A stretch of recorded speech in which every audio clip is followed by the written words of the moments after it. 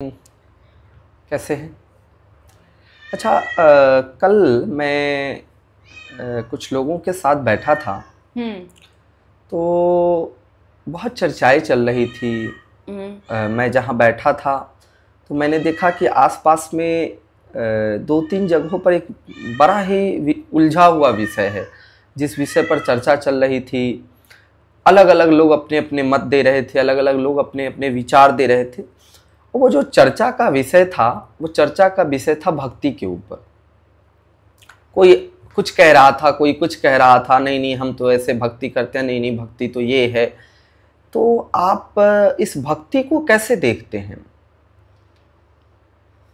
भक्ति को मैंने अलग अलग टाइम पे अपने जर्नी में अलग अलग तरीके से देखा। शुरुआत में मैंने भक्ति को एक टूल की तरह देखा, क्योंकि वो एक पीरियड था मेरे लाइफ में जिसमें हर चीज़ एक टूल थी। मेडिटेशन एक टूल था, कोई और नया टाइप का मेडिटेशन समझना एक टूल था, कोई बुक पढ़ना एक टूल थी। तब मैंने भक्ति को देखा इस तरीके से कि जब भी मैं भजन लगाती थी और मुझे ज़्यादा अट्रैक्ट किया कृष्णा दास के भजन ने। अच्छा। बट आस्ते आस्ते सारे भजन, जब भी मैं कोई भजन लगाती थी तो मेरे मन को बहुत शांति मिलती थी, बहुत ज़्यादा शांति मिलती थी। उस टाइम मेरे लिए भक्ति का मतलब ये होता था कि आप भजन अगर सुन रहे हो तो आप भक्ति कर रहे हो। मतलब आप श्रवण कर रहे हो, भक्ति का श्रवण, सुनना। हाँ। एक टाइम पर जब मेरी अंडरस्टैंडिंग थोड़ी बेसिक थी तो ये था। फिर जब मैंने शायद चीज़ों को थोड़ा और गहराई से फील किया तो मैंने समझा कि भक्ति एक भाव है। और मेरे वर्ड्स गलत हो सकते क्योंकि मैंने कहीं ये सब पढ़ा नहीं है, सीखा नहीं है। मेरा सारा नॉलेज जो भी मैं शेयर करती हूँ एक्सपीरियंशियल होता है।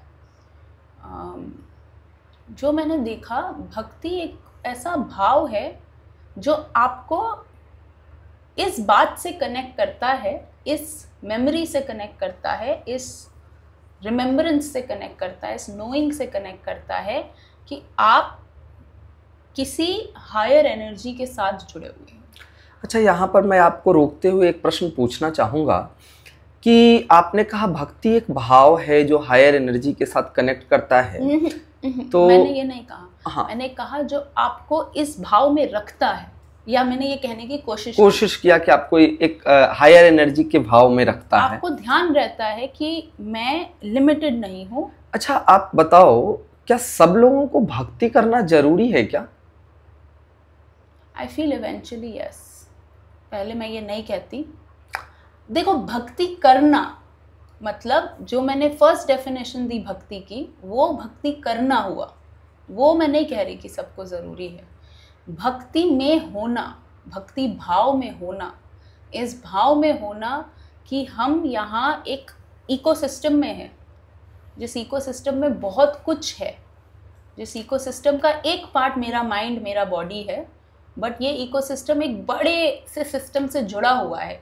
इसको मैं भक्ति के भाव में रहने को बोल रही हूँ। ये सबके लिए ज़रूरी है। अब देखो, आप तो कह रहे हो कि भक्ति में सबको रहना जरूरी है, लेकिन जैसे हम भगवत गीता की चर्चा करते हैं, बहुत पॉपुलर ग्रंथ है, बहुत लोग पढ़ते हैं, तो उसमें तो भगवान श्री कृष्ण ने अलग अलग मार्ग बताए हैं। किसी के लिए कर्म मार्ग बता दिया, किसी के लिए ज्ञान मार्ग बता दिया, किसी के लिए भक्ति मार्ग बता दिया। वो तो कहते हैं कि कोई कर्मयोग के द्वारा अपने लक्ष्य को प्राप्त कर सकता है, कोई ज्ञान योग के द्वारा, कोई भक्ति योग के द्वारा। तो आप कैसे कह सकते हैं कि नहीं, भक्ति योग ही सबके लिए जरूरी है? नहीं, मैंने भक्ति योग भी नहीं कहा। भक्ति, बट वो वर्ड सही है, भक्ति योग। देखो, योग का मतलब क्या होता है? सबसे पहले योग का मतलब होता है एक यूनियन, राइट? यूनियन मतलब किस चीज़ का किस चीज़ से यूनियन। अल्टीमेटली वो यूनियन है ट्रूथ का ट्रूथ से यूनियन। और ट्रूथ क्या है? अगर आप मेरे चैनल पे एक पॉडकास्ट सुनोगे तो उसके एक एपिसोड में नो दाई सेल्फ में मैंने ट्रूथ पर कुछ प्रकाश डालने की कोशिश की है, जो ट्रूथ मुझे आज तक मिला है या मैंने एक्सपीरियंस किया है। हो सकता है उसमें बातें और कम, मतलब और हो सकती है। ट्रूथ का ट्रूथ से यूनियन मतलब उस क्षण कोई द्वंद्व का ना होना, उस क्षण यूनियन होना, वननेस होना, ये योग है। वननेस होना। अब भक्ति योग वो एक, इट्स लाइक सेइंग के 5 तत्व है, पृथ्वी, जल, वायु, अग्नि और आकाश। इट्स लाइक सेइंग आकाश एक अलग तत्व है, पर एक्चुअली ये बाकी के 4 तत्व आकाश तत्व में ही है। अब ये बात भी थोड़ी, अब ये एग्जाम्पल भी थोड़ा ट्रिकी हो सकता है यही एग्जाम्पल समझाने के लिए, बट इट्स लाइक सेइंग कि इसका कोई और एग्जाम्पल आपके ध्यान में आ रहा है जिसमें हम एक चीज़ को पार्ट बनाते हैं पर वो पार्ट भी होल ही है? भक्ति वैसे है, अकॉर्डिंग टू मी। आप नॉर्मल जनसंख्या कैसे भक्ति को सोचती है? अगर हम पार्ट के रूप में इसको कहें तो आप जिस तरीके से कहना चाह रहे हो, तो हम एक अगर जल का एग्जाम्पल लें तो पानी को अगर हम ग्लास में रख देते हैं तो हम कहते हैं ग्लास का पानी है, बॉटल में रख देते हैं तो कहते हैं बॉटल का पानी है, बट अल्टीमेटली सब पानी ही है। और अगर उसको समुद्र में रख दो तो पानी ही पानी है। अब आप भेद नहीं कर पाओगे। अब आप भेद बॉटल से कौन सा पानी आया या ग्लास से कौन सा पानी आया, या झरने से कौन सा पानी आया, किस नदी से कौन सा पानी आया, मतलब उसको एक ग्लास के स्तर पर से लेकर के और एक नदी के स्तर तक भी ले जाओगे, लेकिन वो सब जा करके जब अल्टीमेटली समुद्र में मिल जाता है तो सब पानी एक बराबर हो जाता है। हाँ। तो आप यही कहना चाहते हो ना? लेकिन यहाँ मैं ये कहना चाहती हूँ कि जब समुद्र में मिल जाता है उस क्षण एक हो जाता है। अगर इस बॉटल के पानी को इस बॉटल में होते होते याद रहा कि ये समुद्र का पानी है, तो इस क्षण ये अकेला नहीं फील करेगा। अच्छा। इस क्षण ये डिस्कनेक्टेड नहीं फील करेगा। इस क्षण ये योग में ना होते हुए योग में चला जाएगा। अगर इसको इस क्षण ये जो याद रहना है, ये जो आपने पिछले पॉडकास्ट में सुमिरन शब्द यूज किया था, ये जो सुमिरन है इसको मैं भक्ति कहती हूँ। तो यहाँ जब लोग बैठते हैं तो लॉजिकली वो कहते हैं मैं तो साइंटिफिक हूँ, तो मैं तो साइंस की बातों को मानता हूँ, मैं टोटली साइंटिफिक हूँ। अगर वो चर्चा करते हैं भगवत गीता को तो कहते हैं मैं तो ज्ञान योग की प्रधानता देता हूँ। कोई व्यक्ति होता है वो कहता है देखो ये सब पढ़ना लिखना ये सब मतलब मेरे बस की नहीं है, और ये भक्ति करना, मंदिर जाना, टीका लगाना, पूजा करना, ये सब हमसे नहीं होता, और न मैं ज्ञान योग का काम कर सकता हूँ। मैं तो कर्म योगी आदमी हूँ, अपना काम पर विश्वास करता हूँ और अपना काम करता हूँ। तो आप इसको कैसे कहोगे कि ये भक्ति है या वो भक्ति है? इसको तो हम भक्ति नहीं कह सकते। आप अपना जब काम करोगे तो आप काम कर लोगे, और उसका जो रिजल्ट आएगा वो तो आपके हाथ में नहीं है ना। वो आपको इमीडिएटली याद कराएगा कि मैंने कितना भी अच्छा काम किया। ये इक्वेशन इनपुट और आउटपुट से बियॉन्ड की इक्वेशन है। जैसे आपको ये याद आएगा, आपको ये रिमेम्बरेंस, ये सुमिरन आ जाएगा कि अच्छा मैं एक हायर, एक बिगर इकोसिस्टम का पार्ट हूँ। यहाँ पर जब मैं वर्ड यूज़ कर रही हूँ तो मेरा उस मैं से माइंड से वो इंडिविजुअल इंसान जो अपने आप को इंडिविजुअल मानता है, सबसे कटा हुआ मानता है, उस मैं की बात कर रही हूँ। उसको तुरंत याद आ जाएगा कि पता है, एक अच्छा एग्जाम्पल है वेव्स का।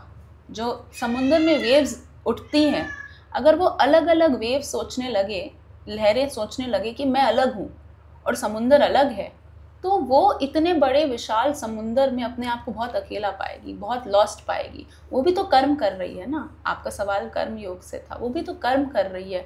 वो वहाँ से लेकर यहाँ तक आ रही है, वो हवा के साथ कोऑर्डिनेट कर रही है, वो उसी शेप को बनाए रख रही है। वो कितना सुंदर कर्म कर रही है। वो कितना, जब आती है तो हम सब कितने खुश हो जाते हैं। हम तो वेव्स को ही राइड, जब हम जाते हैं समुद्र में तो हम कहते हैं हम तो वेव्स के ऊपर चढ़े, पर आप चढ़े तो पानी के ऊपर ही ना। तो अगर वो आप इसको जब आप सिंप्लीफाई करोगे, अगर मेरे इस गमले की मिट्टी सोचने लगे कि मैं इस पौधे को उगा रही हूँ, तो ऐसा सच नहीं है ना। वो एक कोऑर्डिनेशन में उगा रही है इस पौधे को, एक इकोसिस्टम के साथ के कोऑर्डिनेशन में। अगर इस गमले की मिट्टी को इसी गमले में रख दिया गया और इस पे बहुत टाइम तक पौधे उगाए गए, एक टाइम बाद वो मिट्टी का काम करना बंद हो जाएगा, राइट। और अगर रहेगी भी वो मिट्टी, वो इसलिए रहेगी क्योंकि पौधे मरकर उसी मिट्टी में जा रहे हैं, हवा से पानी आकर उसी मिट्टी में जा रहा है, पानी भी हवा भी उसी मिट्टी में जा रही है। वो इकोसिस्टम का पार्ट है। जैसे ही कोई भी व्यक्ति ये भूल गया, वो जैसे हमारे पॉडकास्ट का नाम माया मुक्ति है, वो माया की तरफ चला गया। टू मी, यहाँ पर एक किताब है, एक सेकेंड,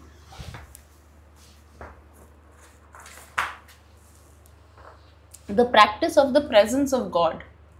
ये जो लाइन है, हर क्षण भगवान आपके साथ है, इसकी प्रैक्टिस, इसको याद रखने की प्रैक्टिस, ये जो लाइन है इन इट सेल्फ भक्ति है फॉर मी।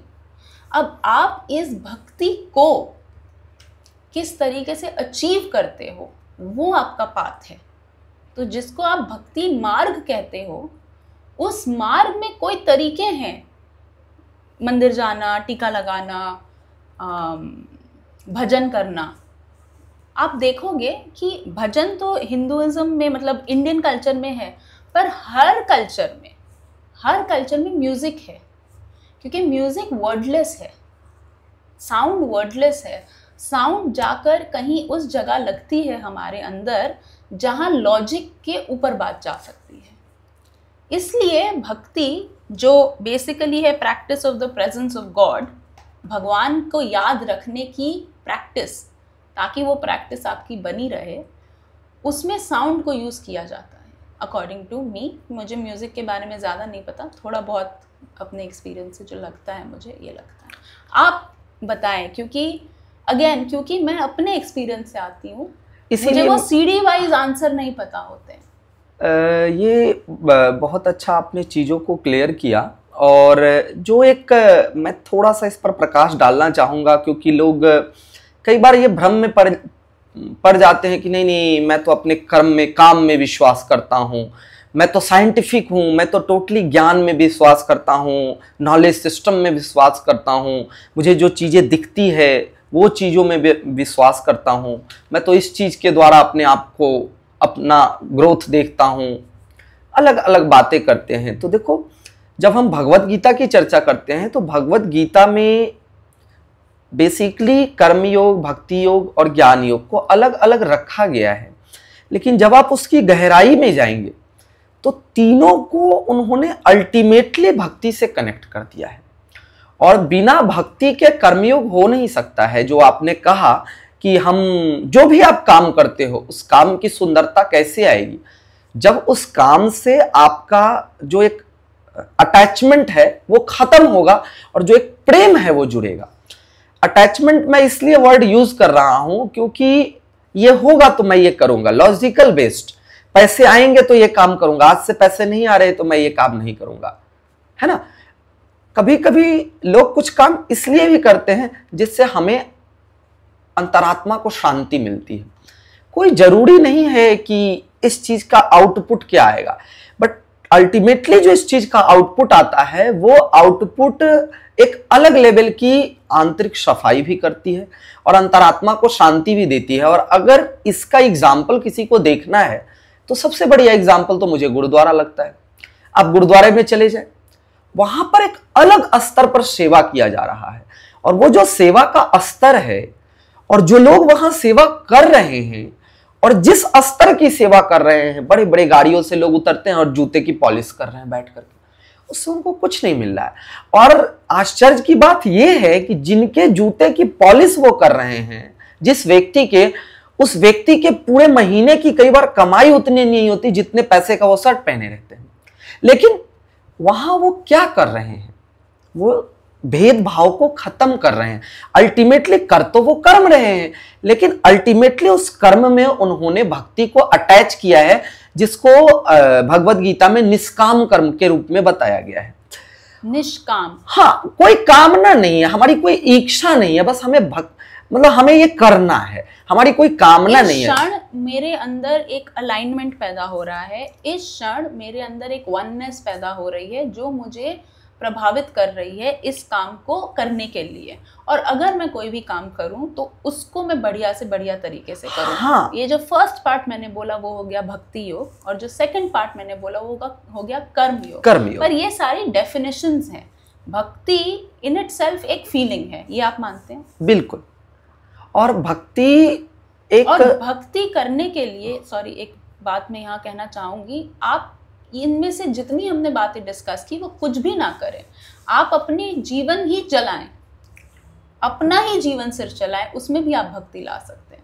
भक्ति की एक सबसे रहस्यमय बात यह है कि आप जो कुछ भी कर रहे हैं, आप इस संसार में सस्टेन कर रहे हैं, तो कहीं ना कहीं आप भक्ति से कनेक्टेड हैं। सबसे इसकी गहराई बात है, आप उस चीज को माने या ना माने, क्योंकि हर पल आप नहीं मानेंगे, कुछ न कुछ पल। भक्ति क्या है? वो एक भाव का प्रकाशमय रूप है, जो आपके आंतरिक भाव है उसी का प्रकाशमय रूप है भक्ति। अब देखो, भक्ति को जो आपने कहा, कोई कीर्तन सुन रहा है, कोई भजन सुन रहा है, तो मुझे एक श्लोक ध्यान आ रही है, मैं उसको थोड़ा सा कोट करने की कोशिश करूंगा।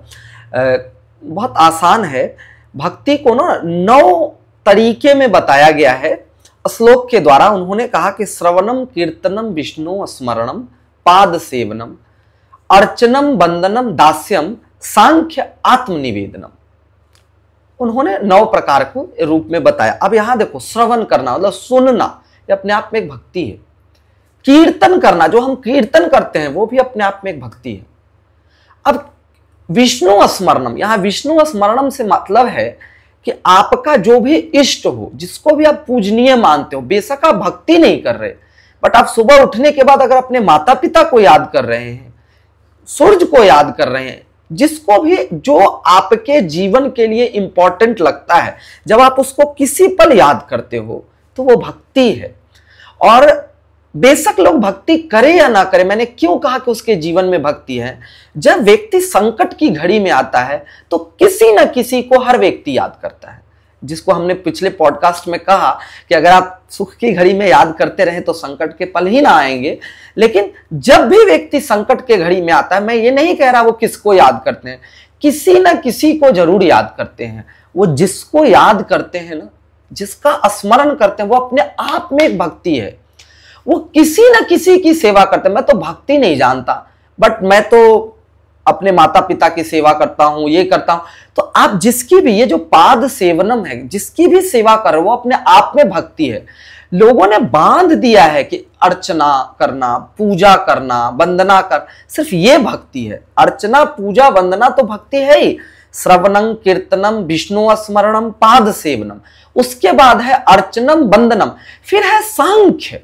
ये यहां जो सांख्य शब्द आया है, ये सांख्य शब्द से मतलब होता है ज्ञान प्राप्त करना।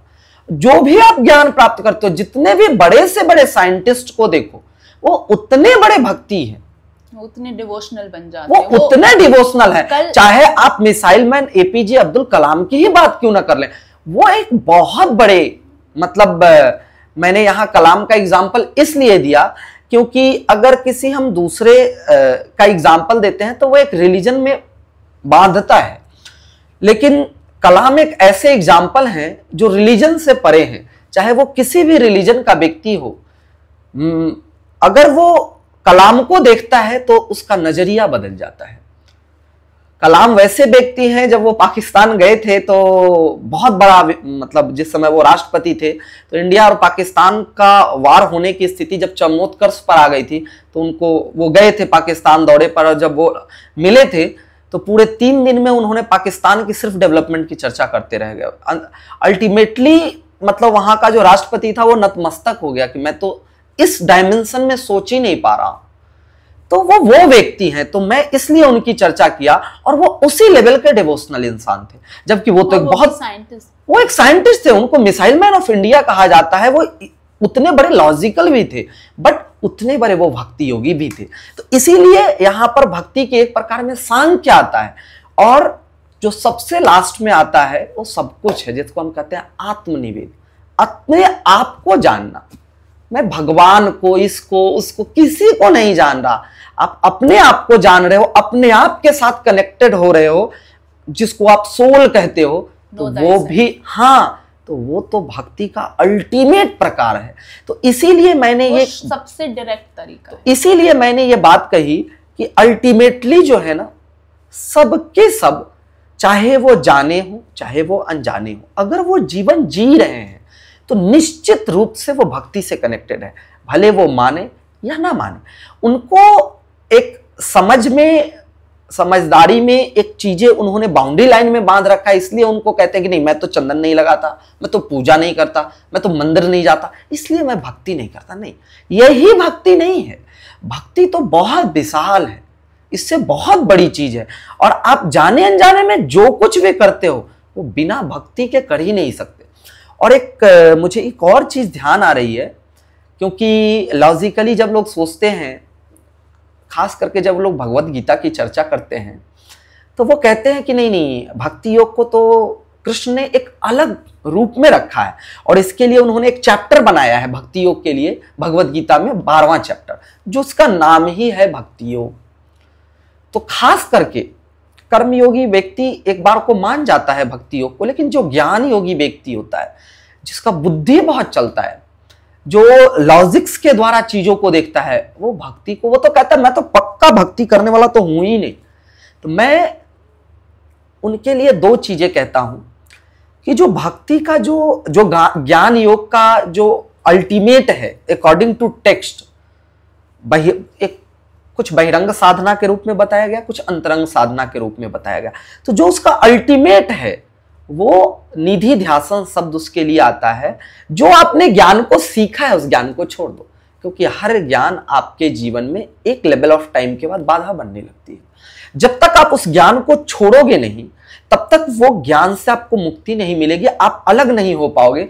और ये जो ज्ञान को छोड़ना है वही अल्टीमेट भक्ति है, वही उसी को हम भक्ति के रूप में कहते हैं। और भगवत गीता में निश्चित रूप से 12वां चैप्टर भक्ति का है, लेकिन जब आप ज्ञान योग के चैप्टर को देखोगे तो उसमें आई थिंक 5th या 6th चैप्टर में श्री कृष्ण के द्वारा एक श्लोक कहा गया जो कंप्लीट एसेंस है भक्ति का, जिसमें उन्होंने कहा कि अनन्याश्चिन्तयन्तो मां ये जना पर्युपास्ते तेषाम नित्याभियुक्तानाम योगक्षेमं वहाम्यहम्। तो जो लोग हर क्षण बिना किसी को सोचे मेरी उपासना करते हैं, तो यहां जो उपासना करने का मतलब ये नहीं है कि हम उनको भजन कर रहे हैं, ये उससे मतलब नहीं है।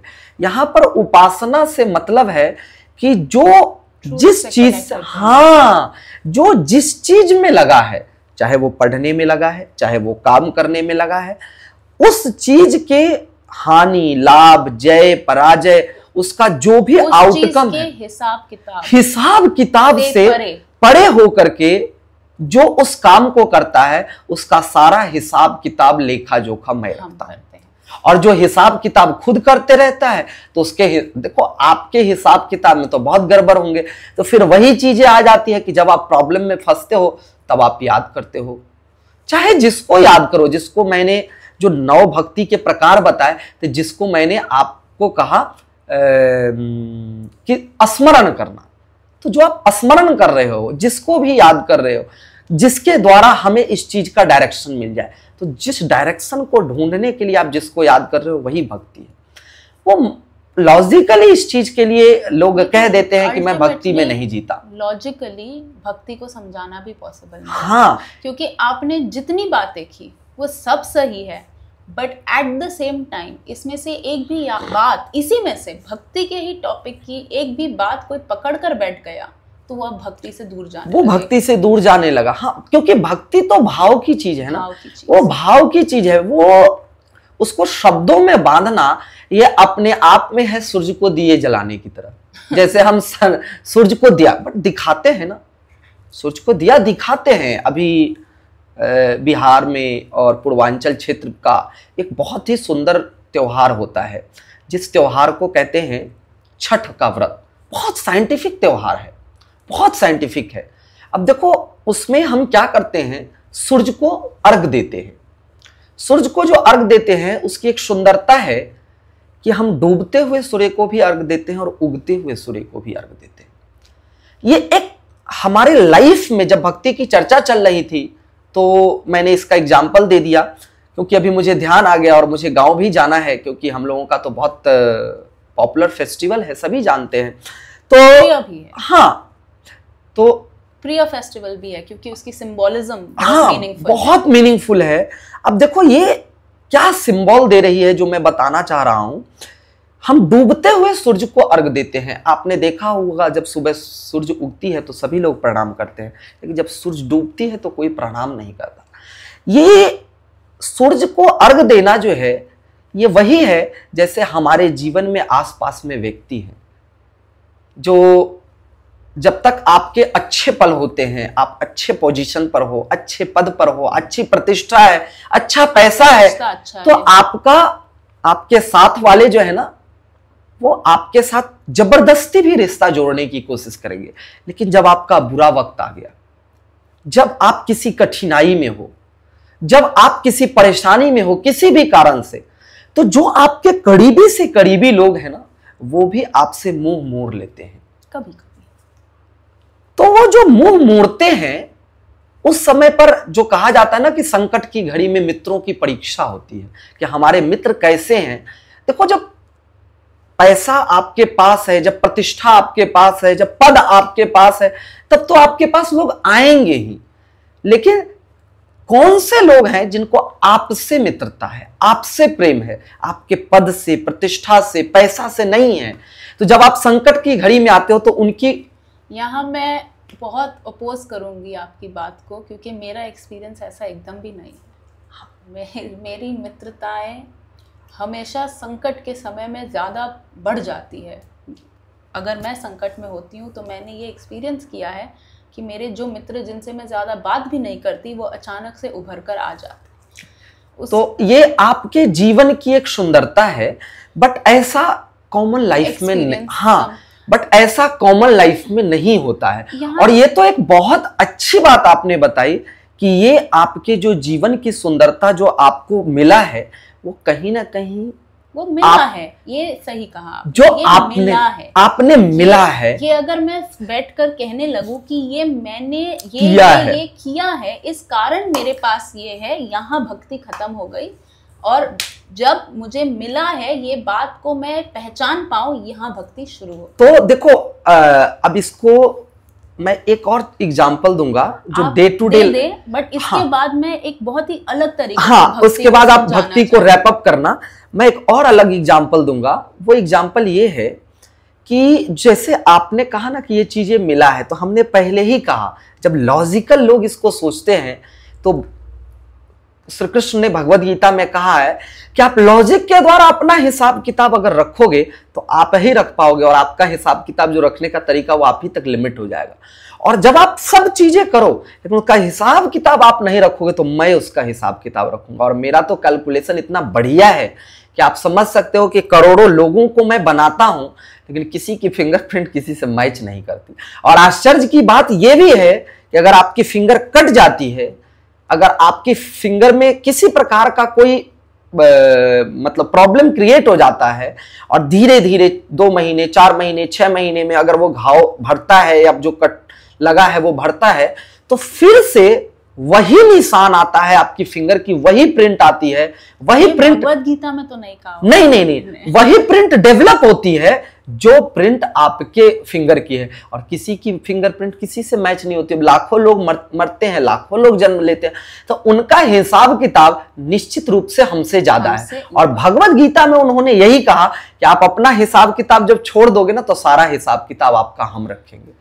क्या है नहीं है, कौन सी चीजें आपके, इसको मैं non Bhagavad Gita, non religion, non text, क्योंकि मैंने पिछले पॉडकास्ट में भी समझाया था, जिन्होंने नहीं देखा उनके लिए, आप इस बैकग्राउंड से आते हो और मैं एक नॉन बैकग्राउंड से आती हूँ। ऑलमोस्ट मेरा कोई बैकग्राउंड ऐसे मैं नहीं कह सकती कि मैं इस पंथ से या इस कंट्री से, आप एक एक्सपीरियंशियल बैकग्राउंड से हो, तो इसीलिए आप जो चीजें बताते हो उसका एक एक्सपीरियंस, वो एक प्रैक्टिकल मुझे लगता है उसका यूज। क्योंकि जो रिलीजियस बैकग्राउंड से है ना, मुझे उनमें, और सॉरी आप भी रिलीजियस बैकग्राउंड से हो, मुझे उनमें एक बहुत बड़ी, चलो इसको मैं एक अलग ही तरीके से समझाती हूँ। आप जितने भी नॉन इंडियन भजन करने वालों को सुनोगे, आप देखोगे उनके अंदर एक जो गहराई है, वो गहराई कब बहुत रेयरली इंडियन भजन करने वालों के अंदर है, पर हर नॉन इंडियन भजन करने वाले के अंदर एक गहराई है। उसका एक ही कारण है जो आप ऑलरेडी एक्सप्लेन कर चुके हो। उनके पास टू बिगिन विथ कोई ज्ञान ही नहीं था कि भजन क्या है। भजन क्यों करते हैं, भजन करने से क्या मिलेगा। ये जिस हिसाब किताब की हमने बातें की, उनके पास वो हिसाब किताब नहीं था। उन सब के सब ने भजन को एक भाव के कारण चूज किया। तो हो सकता है आपकी पर्सनल आदत बचपन से इंडियन भजन सुनने की हो, पर अगर आप उस बात को भी छोड़कर सिर्फ एक भाव को, आप खुद कृष्णादास के कॉन्सर्ट में गए थे, बिल्कुल, आपने देखा वहां क्या एनर्जी थी, वहां क्या भाव था। अब इसी बात को आप जोड़े उस बात से जो मैं कहना चाहती हूँ, जब हमारे, और आपने भी ये ऑलरेडी बात कह दी, ज्ञान जब हमारा होता है वो ज्ञान हमें अल्टीमेट यूनियन से दूर रखता है। इसको मैं 2-3 अलग अलग तरीकों से समझाना चाहती हूँ। एक जो मैंने समझा है कि जो सबसे बड़ा जंप होता है लाइफ में, और ये जंप हम क्यों लेते हैं, मेरे हिसाब से सारे जंप हम इसलिए लेते हैं क्योंकि हम अपनी कॉन्शियसनेस को बढ़ाने की कोशिश करते हैं। हर इंसान, वो या ये माने या ना माने, वो इसी काम के पीछे भाग रहा है। वो इस काम को पर्दा बनाकर अलग अलग अलग नाम दे रहा है। मैं तो पैसे के पीछे भाग रहा हूँ, मैं तो रिलेशनशिप्स के पीछे भाग रहा हूँ, मैं तो एक अपने बिजनेस को बनाने के पीछे भाग रहा हूँ, मैं तो एनजीओ चलाने के पीछे भाग रहा हूँ। पर एक्चुअली वो एक ही काम के पीछे, हम सब एक ही चीज़ के पीछे भाग रहे हैं, अपनी कॉन्शियसनेस का विस्तार करने के लिए। यस। जब हम अपनी कॉन्शियसनेस का विस्तार करने की कोशिश करते हैं, तब हम समझते हैं कि जो ज्ञान हमने लिया है, आपने अगेन ये बात कही, वो ही हमारे मार्ग में बाधा बन जाती है। इसका प्रैक्टिकल तरीका समझने का ये है कि आप देखें अपने day to day, moment to moment life में, जब भी आपको परेशानी आती है, जब भी आपको परेशानी आती है, उस समय आप 1-2 सेकंड लें या 1-2 मिनट ले या आधा घंटा ले, आप जर्नलिंग करें, आप जो टूल आप यूज़ करना चाहें वो टूल को यूज़ करें, और आप देखें कि आपकी परेशानी किस बात में रूटेड है। और जब आप जिस बात में वो परेशानी रूटेड है, उस बात को छोड़ देते हैं, तो आपकी परेशानी चली जाती है। तो ये वही बात हुई ना कि आपका ज्ञान, मेरी परेशानी ये है कि मेरी घर पे काम करने वाली दीदी मेरे से पैसे बढ़ाने के लिए बोल रही है, ठीक है, मैं क्यों पैसे बढ़ाऊँ, ना वो काम घर बढ़ा रही है, ना वो, ये सारे लॉजिकल आंसर्स आ सकते हैं, मेरी सैलरी नहीं बढ़ी। अब आप देखो कि आपकी पूरी की पूरी परेशानी 2 बातों में रूटेड हो सकती है। एक, मैं किसी को मना नहीं करना चाहती, या दूसरा, मैं क्यों दूं इसको पैसे। आप इन दोनों में से जैसे ही एक भी लॉजिक, एक भी ज्ञान को छोड़ देंगे, आपकी वो परेशानी दूर हो जाएगी। और आपको उसको छोड़े हुए रखना होगा। छोड़ने के बाद अब आपको 2 दिन बाद वापस याद आ गया कि मैंने तो इसके पैसे बढ़ा दिए, फिर भी ये मेरा काम नहीं कर रही है, तो आप फिर से उसी प्रॉब्लम में आ जाओगे। तो ज्ञान को छोड़ना is in it self is भक्ति। अल्टीमेटली लॉजिक को छोड़ना इज भक्ति। लॉजिक, अब लॉजिक को छोड़ना, तो हम लॉजिक सीखे ही क्यों? अगर हमें अज्ञानता में जाना है, तो हम कॉन्शियसनेस को एक्सपैंड करने के लिए इतना ज्ञान ले क्यों? क्योंकि आप जिस स्तर ऑफ कॉन्शियसनेस पे हो, उस, और आपके पास दिमाग है और आपका दिमाग चलता है, तो उस स्तर से ऊपर के स्तर जाने के लिए ज्ञान आपकी एक सीढ़ी बनेगा। पर उस सीढ़ी एक जगह तक आपको ले जाएगी, उस जगह के बाद आपको एक जंप करना पड़ेगा, वो जंप भक्ति होगा। और वो भक्ति का मतलब ये है कि मैंने जो मैं कर सकती थी वो मैंने कर लिया, बाकी उस हिसाब किताब करने के हाथ में है, हिसाब किताब करने वाले के हाथ में, जो मेरे से बहुत बड़ा है, जिसने ये पूरा नेचर बनाया है। क्या मैं ये नेचर बना सकती थी? मैं ये नेचर नहीं बना सकती थी। मेरा दिमाग ये नेचर नहीं बना सकता था। अगर मेरा दिमाग ये नेचर नहीं बना सकता था, तो क्यों ना हम हाईएस्ट इंटेलिजेंस, सो मैं गॉड को हाईएस्ट इंटेलिजेंस, इनफाइनाइट इंटेलिजेंस भी बुलाती हूँ, अनलिमिटेड कॉन्शियसनेस बुलाती हूँ। बहुत सारे वर्ड्स मैं अलग अलग टाइम पे यूज़ करती हूँ अपने दिमाग को उस टाइम समझाने के लिए। सोर्स बुलाती हूँ। तुम उस सोर्स को ये काम दो ना। जब सोर्स बैठा है कि वो आपके लिए काम करेगा, आप इसको अलग तरीके से भी समझ सकते हो। और इसमें कोई, अगेन, अब इसमें आप अहंकार ले आओगे तो प्रॉब्लम हो जाएगी। आप इसको उल्टे तरीके से भी सोच सकते हो, मैं क्यों सारे काम खुद करूं? सीईओ सारे काम खुद नहीं करता ना, वो तो अपने एम्प्लॉयज़ को काम देता है। तो आप अपने आप को ऐसे मानना चाहते तो ऐसे मानो, पर आप सोर्स को काम तो दो। आप अपना काम अपने से छोड़ दो। इसी को आप डिटैचमेंट भी कहते हो। ये एक ही बात को समझने के अलग तरीके, अलग अलग तरीके हैं। हाँ। उसी बात को बहुत संस्कारी तरीके से समझने की जगह लॉजिकली समझाने के तरीके हैं ये। अब पर क्योंकि ये भाव की बात है, जब वो आप एक्चुअली कर पाते हो, तो कोई वहां से आ रहा हो या यहाँ से आ रहा हो, जब वो काम करता है तो वो सेम काम कर रहा होता है। अगर मैंने तैरना नदी में सीखा या स्विमिंग पूल में सीखा, जब हम दोनों साथ में तैरेंगे तो हम एक ही तरीके से मतलब सही तरीके से तैरेंगे तो ही रह पाएंगे, वरना डूब जाएंगे। हाँ, तो देखो अल्टीमेटली हम लोगों ने भक्ति पर जितनी भी चर्चाएं की, वो चर्चा एक डायरेक्शन दे सकता है, कंप्लीट भक्ति को तो नहीं बता सकता, क्योंकि हम लोगों ने पहले ही कह दिया कि जो कंप्लीट भक्ति है वो भाव का विषय वस्तु है। प्लस भक्ति को भक्ति मार्ग हम नहीं बुला रहे हैं, हम भक्ति को एक फीलिंग, भक्ति को एक अंडरस्टैंडिंग बुला, जो आत्म निधिध्यासन बुला रहे हैं कि वो आपके अंदर एकदम आ गया। उसको अब उसकी एक और ब्यूटी है, भक्ति जब रियली आपके अंदर आ गई फिर वो जा नहीं सकती। भक्ति आपके अंदर आ गई शब्द भी मैं नहीं कहता, वो मेरे लिए तो बिल्कुल अटपटा है। भक्ति आपके अंदर है, भक्ति से आप जब जुड़ गए। हाँ, जब आपने देख लिया। अब ये वही बात है कि आपके कमरे में सामान है लेकिन वो फेंके पड़े हैं, वो उसको आप देख नहीं रहे हो। जब जो चीज आपके अंदर है, कहीं ना कहीं आप उस चीज से कनेक्टेड भी हो, लेकिन इतने बेहोशी में हो, नहीं होते तो आप तो जिंदा ही नहीं रहते। इतने बेहोशी में हो कि उसको हर पल नहीं फील कर पा रहे, और उसको हर पल नहीं देख पा कर पाने के कारण आपके लाइफ में कितनी बाधाएं आती, कितनी प्रॉब्लम्स आती है। ये नहीं है, वो नहीं है, ये चाहिए, वो चाहिए, और सबको चाहिए, मुझे भी चाहिए। बट आप एटलीस्ट उस ट्रबल में तो ना जियो, आप अपना काम करो और बाकी का आउटपुट वो दे देगा, वो सिस्टम दे देगा।